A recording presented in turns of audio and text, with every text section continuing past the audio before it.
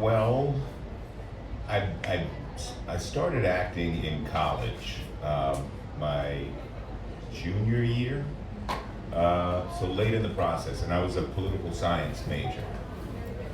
If you think about it, I guess as has been illustrated recently, theater and politics aren't so far removed from one another. But I grew up in Washington, D.C. My mom was a lawyer, worked in government, and I thought I'd be a lawyer. And politics is kind of, when you're born, they kind of inject into your DNA, in D.C. an interest in politics. If you grow up in Hawaii, you surf. If you grow up in D.C., you do politics. Yeah, yeah. So I didn't act on my interest until my junior year. However, it was also my mother who, when I was a child, would take me to the theater. Every touring show, play, that musical that came to Washington, to the Ford's Theater, to the National Theater, the Kennedy Center, I would attend with my mother. And for whatever reason, it was always on a weekday. We just kind of, I'd play a little hooky from homework, it was like on a Tuesday or a Thursday, as I remember. And those nights were just mesmerizing. And tell us about, talking about theater, you were in Angels in America. Tell us about that experience. Oh wow, that's kind of the alpha and omega for me. It was relatively early on in my career. Again, I've been acting since I graduated college. I started off in children's theater, but I didn't really know what I was doing because I hadn't done it. And I left NYU. I was, in the grad program there. I stayed for 2 months because I'm a really quick study. And I went off to work in the theater to because every actor that I admired was a theater actor. I don't understand any actor who has an interest in working on film who has no interest in working on theater. Marlon Brando, theater actor. Dustin Hoffman, theater actor. Sidney Poitier, theater actor. Of course, you look at the British actors. And for me, that was the way to learn. And so when I left NYU, the idea was that I kind of go as, follow the apprentice route and learn by working. I was fortunate to work with a number of theater directors who were also educators, whether they be at the Yale Repertory Theater or at Rutgers or other schools in the States. So they took an interest in me, and I kind of dug it out of the stage, the boards of the theater, and 7 years later, I was cast by George C. who in Angels in America on Broadway.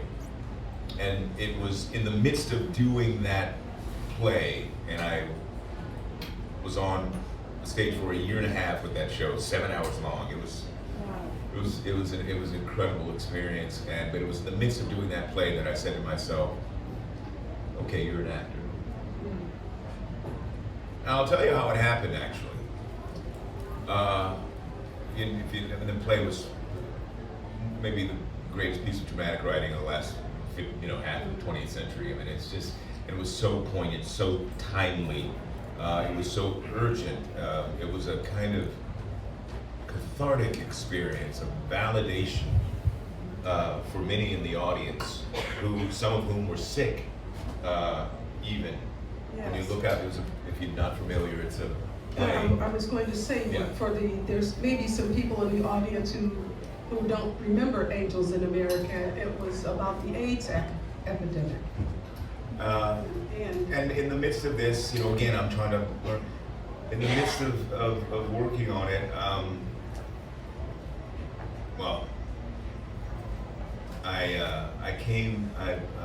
very good friend of mine passed away, who happened to be my roommate. He was like a brother to me. And I came home one night after the show, and I found him. And this was while you were still on. While I was doing the show, and he was older than me, and been sick, and he had a rupture. He thought he had a stomach ache, and he passed away. And he was an actor. We had met doing a play in New York, the second play that I did after moving there. And that was a Friday, and I did my best to take care of his affairs, my affairs, and on Tuesday I had to go back to the show. They gave me the weekend off. And how do you do that?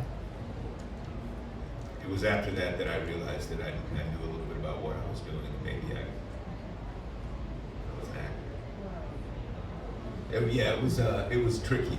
It was a tricky night and nights after following that to get through that. One of the second scene for me in the film is in the movie and in the film is walking into a hospital room and caretaking for a former lover. And while my friend Scotty was not my lover, I loved him dearly. And oh man, it was very immediate and personal in a way that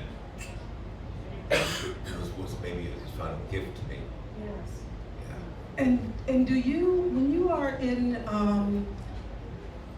in such an emotional state personally, and you go out on stage to give it your all, is there a certain compartmentalization that takes place, or what is it that made you realize, I can do this, I'm an actor?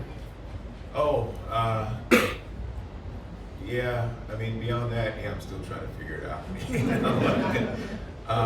But there is a compartmentalization that which I kind of enjoy, except when I'm talking about like things that like kind of make me silly with emotion. But what I enjoy about it is in the midst of all these stories you hear about actors, you have to refer to him by the character's name when he's on set, no matter, even if he's shown up in the morning, hopped out of the car, he's eating his eggs, you have to call him. It's like, whatever. Okay, I guess that works for some people, but for me, I don't. That's not what I consider the method. Okay. It has nothing to do with the method. The method is a misnomer. Okay. The method is Stanislavski. It's Pavlovian. It's about retrieving these ideas and emotions from previous experiences. It's not about living in it. It's about the imagining of the experience based on the imagining of the narrative based on one's experiences and knowledge. The method has nothing to do with that. For me, for everybody, to each his own. I just think it's silly and would drive me a little mad. So what I enjoy, the compartmentalization of the storytelling versus the living. And sure, there are overlaps, and there's an infusion of the personal, and certain things are autobiographical to some extent, like that moment on stage with this ailing friend became. But what I really enjoy is about turning it off. Turning it on rather, and then turning it off, and going to the bar and having a drink after the show. That for me is the work. That's the skill. It's not having it bleed over into something in a way that is maybe verging on the schizophrenic. So which brings me to my own personal observations about watching you over the years. You remind me of a sort of like an intellectual uncle who is very commanding and who at the Thanksgiving table... God help the nephews and nieces. At the Thanksgiving table, I came from a very big family, 4 brothers, 4 sisters, lots of nieces and nephews. At the Thanksgiving table, you are the only uncle that everyone will listen to, because you are commanding and you are smart and because you care. And that's what I get when I watch you in your roles in film. I appreciate that, and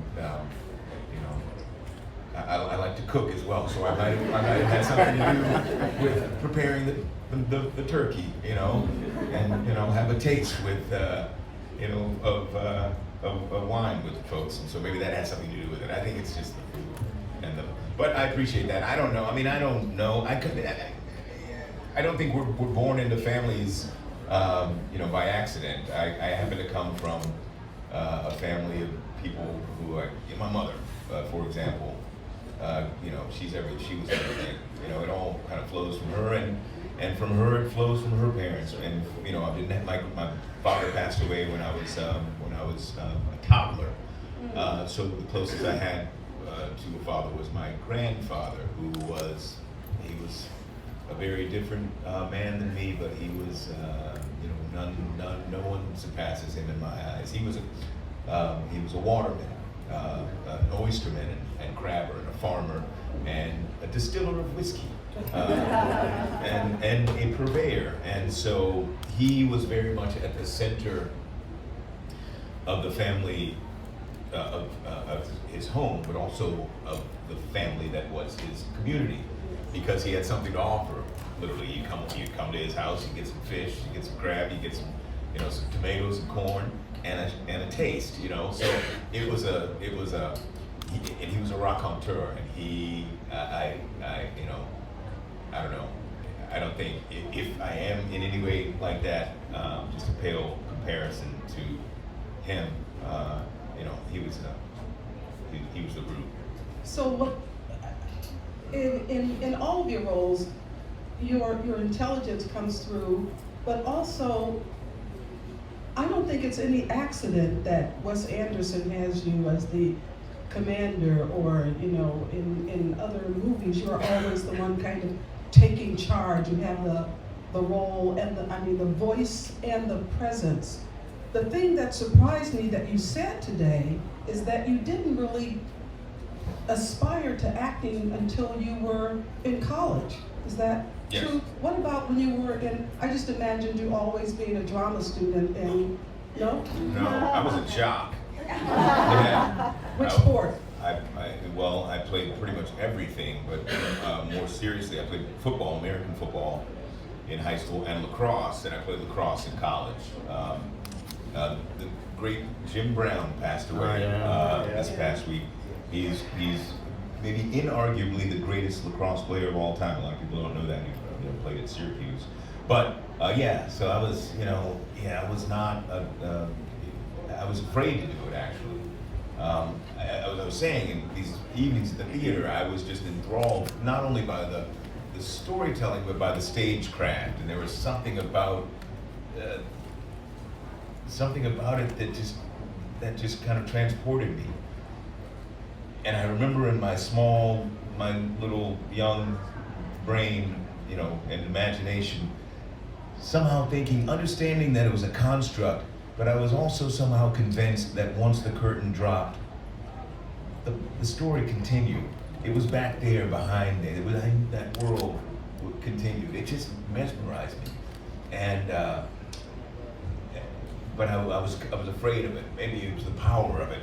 Was, you know, could I be a part of that? Could I, you know, would I be capable? And so I had dreams of being on stage and not being able to speak, and all, you know, all the common night terrors that come with performance and stuff like that. So I never acted on it. I never acted on acting until there was a student at Amherst who cobbled together a night of monologues derived from a book called Bloods, about the experiences of black veterans of the Vietnam War. And it was this dramatic night of reading, and I did that. And I think I'd taken a class as well that semester, because I saw a friend of mine took this acting class, spring semester of our sophomore year. And he said, "Would you come see this production that we're doing at the end of this class?" I said, "Yeah, sure." So I went to see his show, and I looked at him and I said, "Well, I can do that, at least." So I took the class the next semester, and the first day of this thing, I felt at home. And I felt, I'm gonna be doing this for a while. The first day. So here I am, still stuck. And now that you've been doing it, excuse me, for a while, tell us what is one of your favorite roles that you've done? Oh, I've been fortunate to have been given some good work to do. Maybe you mentioned Wes. One of my favorite pieces was the role in The French Dispatch.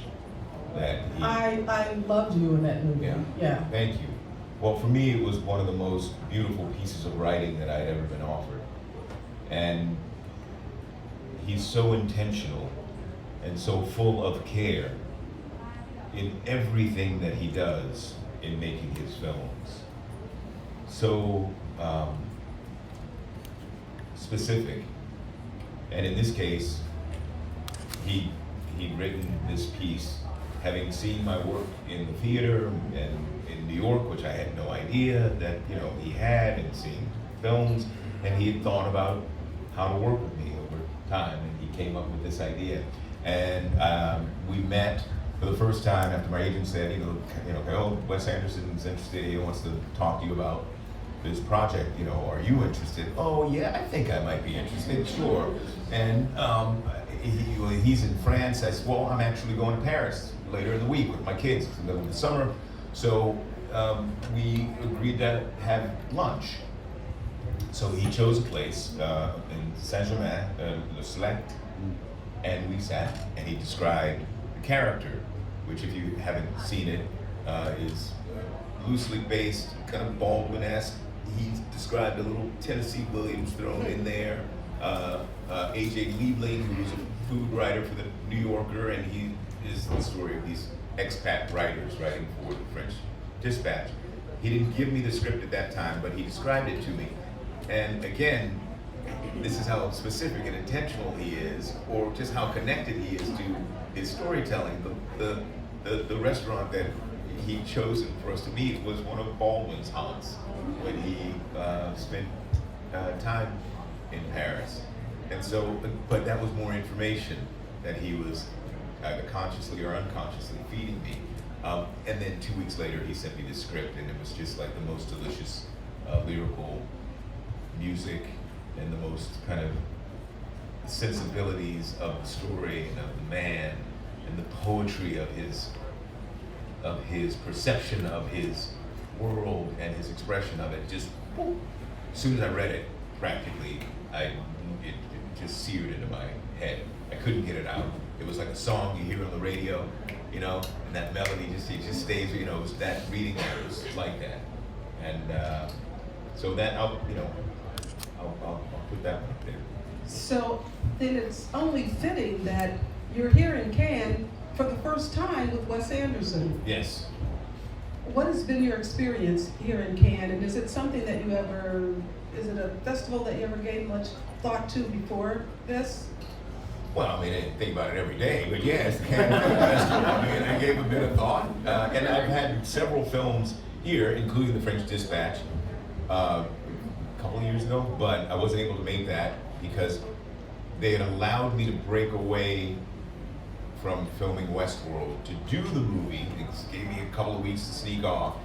And they were not gonna, you can do the movie, we're not gonna give you time off to go, celebrate the movie. You're gonna go to Cannes while we're over here working 17 hours a day. So anyway, I wasn't able to get away. I love my bosses over at Westworld, but I missed that. A couple Jarmusch films, for whatever reason I wasn't over them. But yes, so this was my first experience, and I didn't know what to expect.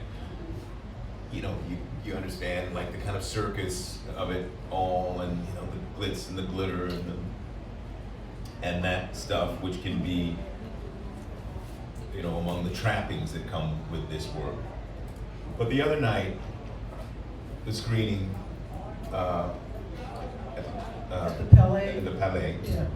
Walked through madness. But we're all together in the madness. Okay, Wes kind of creates a troupe of storytelling. Okay, here we go. We're on the bike. Get we come through, and it's screaming and yelling, What? Scarlett, Scarlett, Scarlett. It's like, okay, yeah, okay, cool. My name is Jeffrey, thank you very much. Go through, and we walk up the stairs, and we step into that space, into that cinema. And I have never felt that before in my life in presenting the film. There was a warmth and kind of a genuineness that was so disarming and so welcoming.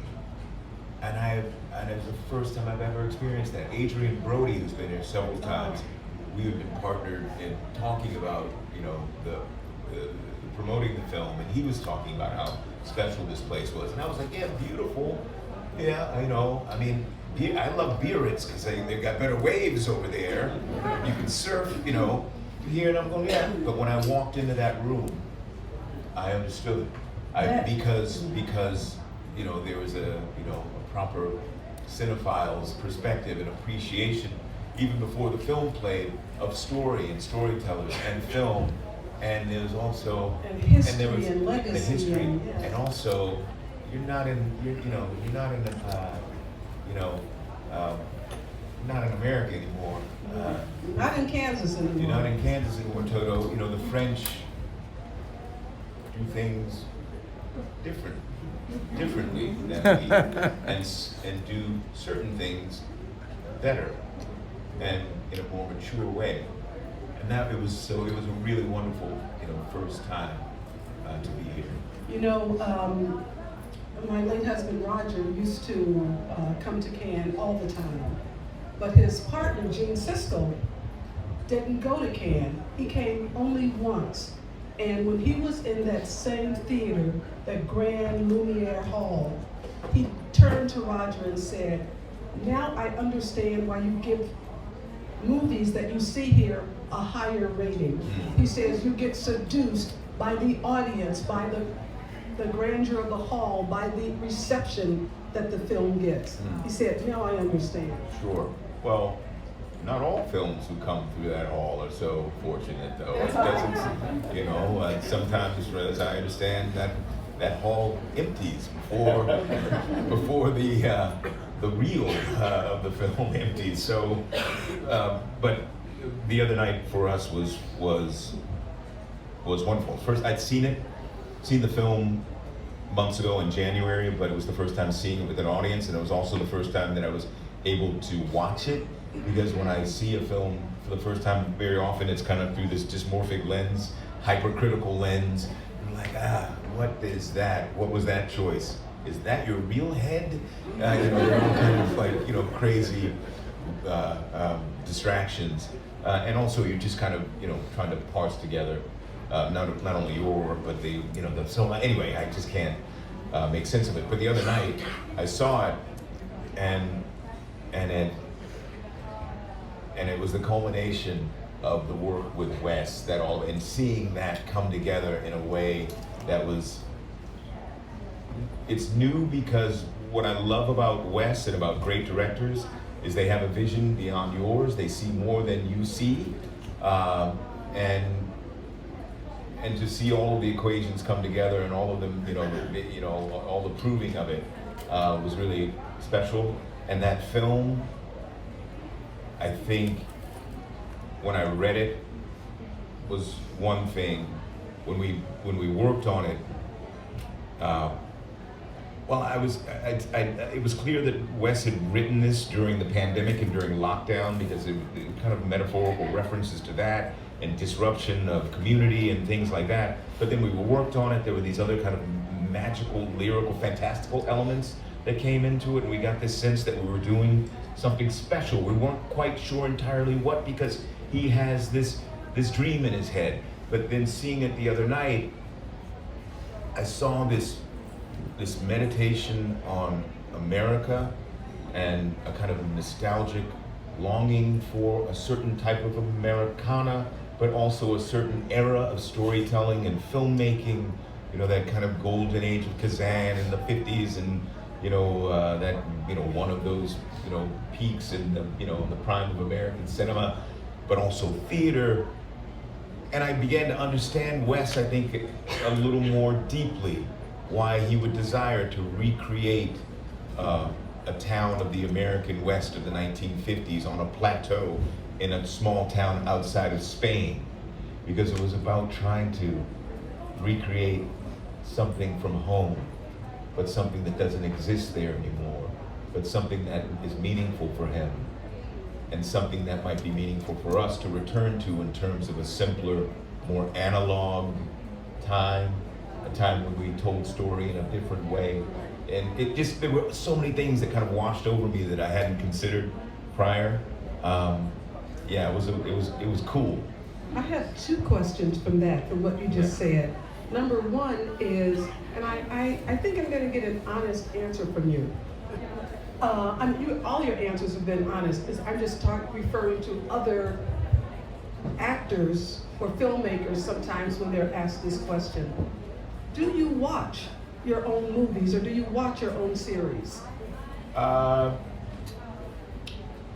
Some. I haven't watched everything. Okay. It's embarrassing sometimes, like when you run into the director and it's like, you haven't seen the movie? You know, but most stuff I see. Westworld, I would watch, because I dig the show, but also because it's helpful. Complex show, complicated, and I also want to see what everybody else is doing. Don't get to, we're sometimes off in, disparate parts of the storytelling, and so to see their work is that's what we're there for.